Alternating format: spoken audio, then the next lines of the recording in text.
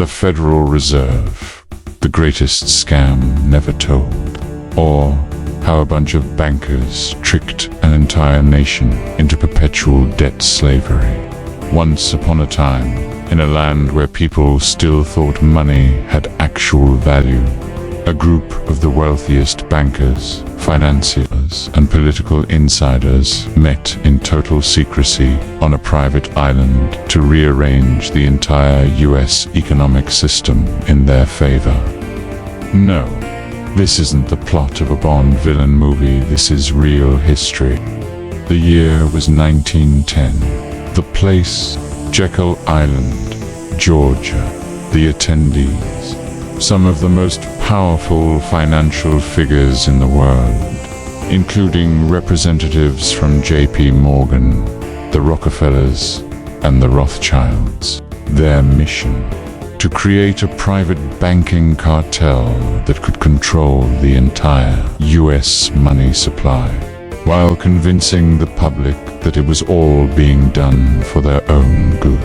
The result: the Federal Reserve Act of 1913, a bill so catastrophic to American sovereignty that even the sitting president who signed it, Woodrow Wilson, later admitted he had destroyed the country in doing so.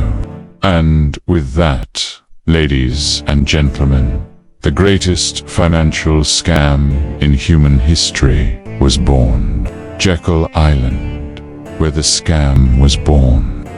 Imagine you and a few of your richest friends got together and decided to create a system where only you had the power to print money, lend it to everyone else at interest, and then convinced the public that this system was actually in there. That's exactly what happened on Jekyll Island in 1910. This wasn't just a casual weekend retreat. This was a conspiracy in the purest sense of the word. The men in attendance operated under strict secrecy, going so far as to avoid using their last names to prevent the press from catching wind of what they were up to.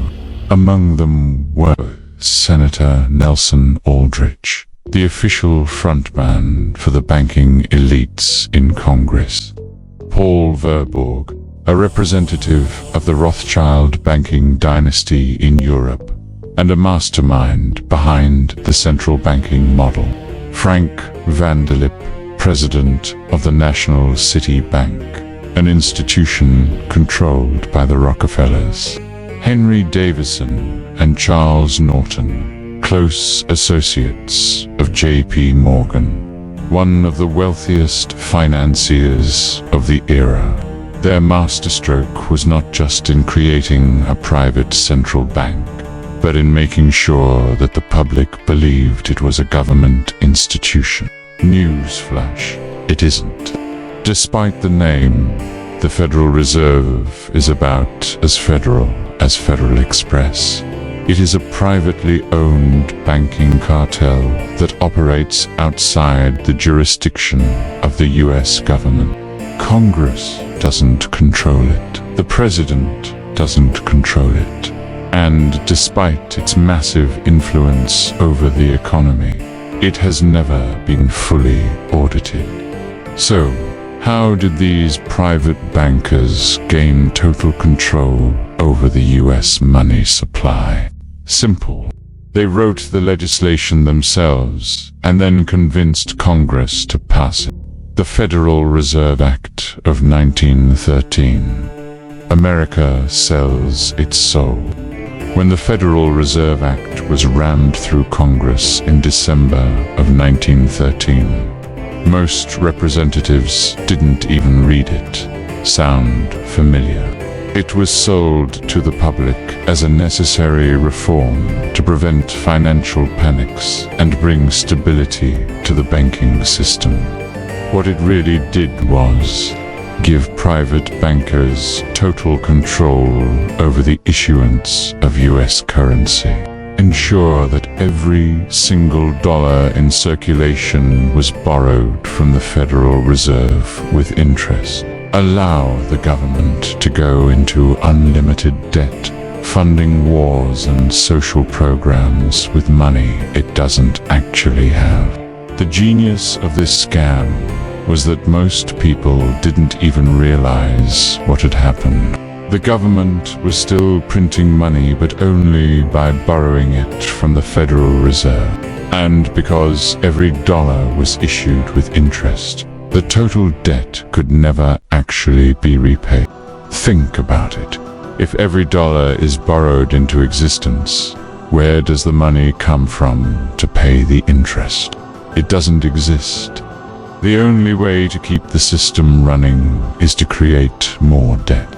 This is why the national debt has never, and will never, go down. It can't go down.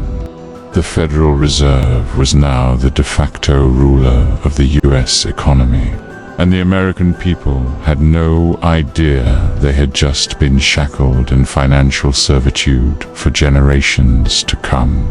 How the Federal Reserve manufactures booms and busts.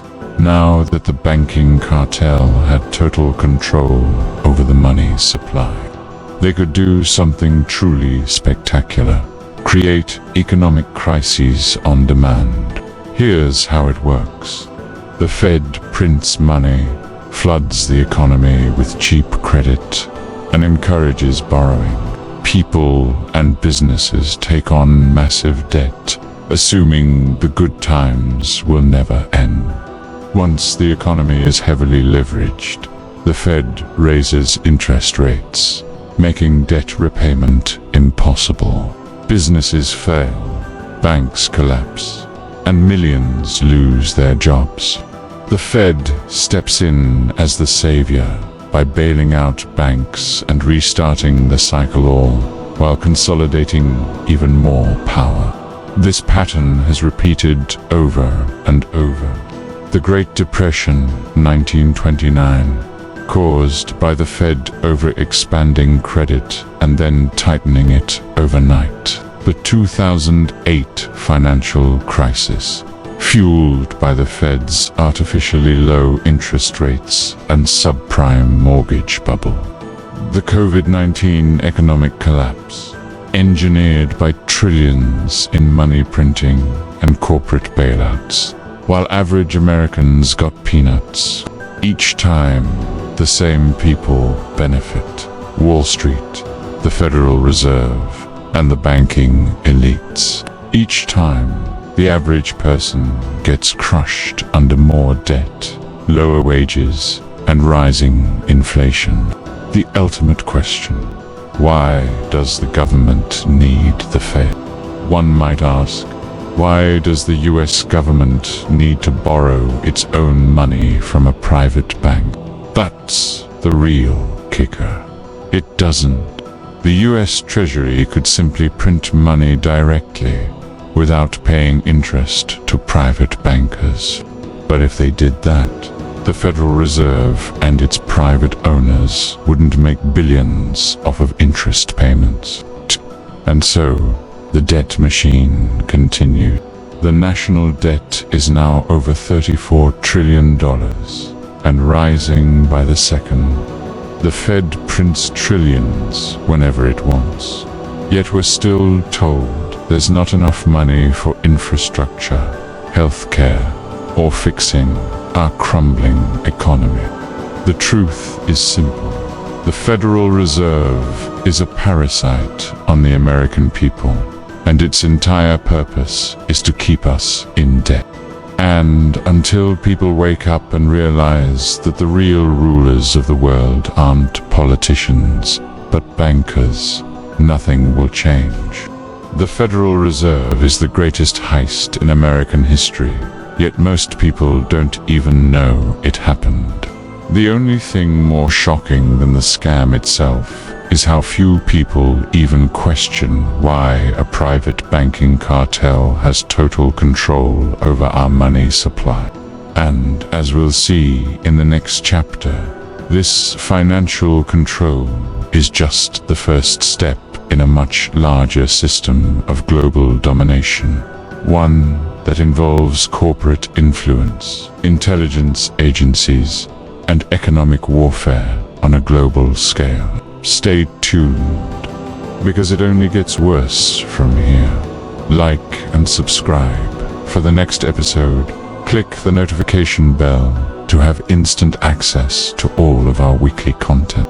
Thank you for watching Meta Miss.